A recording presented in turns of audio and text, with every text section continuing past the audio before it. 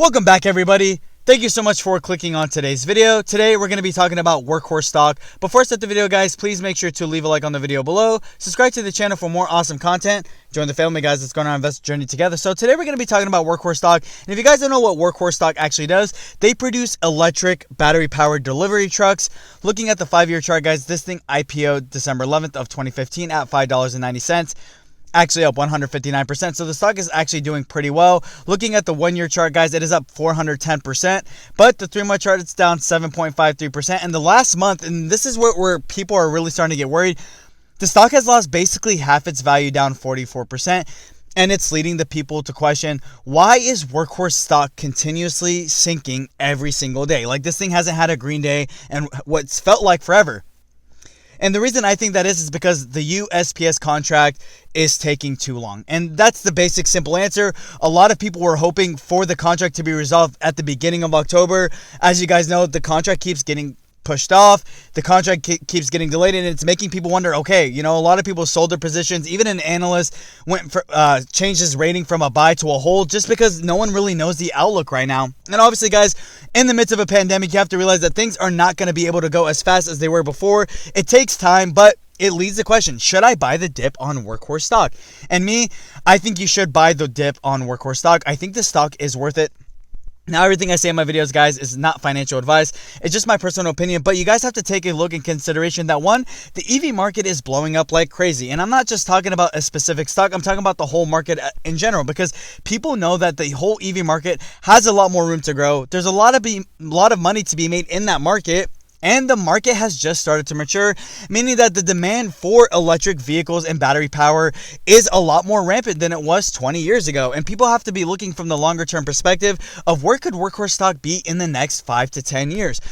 I still do think that Workhorse stock is going to land the USPS contract. I still think they're a top contender. You guys have to understand that, yes, there are other people on the USPS contract. You know, they're negotiating with other people, but Workhorse is the only company that actually offers an electric vehicle option as far as the vehicles go. It's a $6 billion contract. If you guys don't really know the schematics, some speculate it's estimated to be around $8 billion, and they're going to be rolling out 180,000 delivery vehicles. And, you know, this is actually a big deal because this is what's going to put Workhorse stock on the actual map itself, basically get its show on the road. But since the delay and since, you know, no one really knows when anything is going to be coming, then, you know, it led people to sell off the stock, followed by a short seller report. Now, I always like to say this about short sellers. You guys have to be wary about short sellers and the reports that they drop. You guys have to understand that their main point is to make the stock go down as much as possible. So always take what they say with a grain of salt. I am not saying they are right.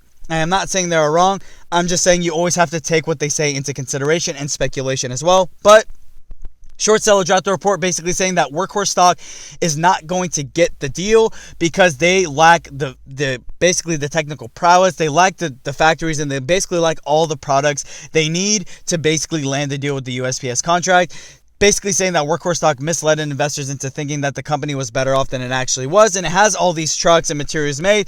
But the cool thing about Workhorse stock, guys, it actually does have trucks made. It has 2 trucks already made that have passed out of their certifications and stuff like that. It's the C650, C1000, beautiful trucks, beautiful delivery trucks. But the thing is why this is such a big market is because, guys, delivery trucks are all over the world. You have UPS, you have FedEx, you have Amazon, you have the USPS. Like, there's so much that can be done with battery-powered delivery vehicles. And I know that once Workhorse stock actually gets itself on the road and it actually gets itself going and lands the deal with USPS, then that's when Workhorse is actually going to be getting itself a lot more attention. Even the CEO has been reaching out and, you know, calming investors, saying that things are going along well, that, you know, things just take time and stuff like that.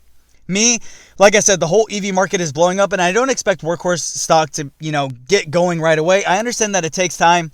You know, you guys have to understand too that people thought the same about Tesla, that Tesla wasn't going anywhere, that Tesla as a company was going to fail. But look at it 20 years later, you know, Tesla's standing strong and is doing very, very well for itself.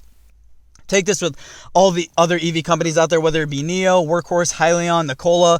You know, you have to give these companies time to actually get themselves going, build the relationships with clients, and be able to prove that their products are actually good products.